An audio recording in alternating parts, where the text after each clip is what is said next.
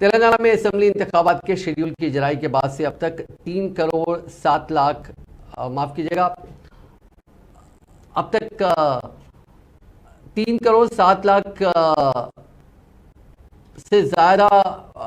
माफ कीजिएगा 307 करोड़ 2,64,948 रुपए की अशिया बशमूल नगद रकूमात जब्त की गई हैं। दफ्तर चीफ इलेक्टोरल ऑफिसर की जानिब से हफ्ते को जारी करदा एक प्रेस नोट के जरिए बताया गया कि 13 करोड़ 58,94,527 रुपए की शराब, 15 करोड़ 23,75,957 रुपए की मंशियात और 145 करोड़ रुपए के तलाई नकवी और हीरों के जेवरात और कैश भी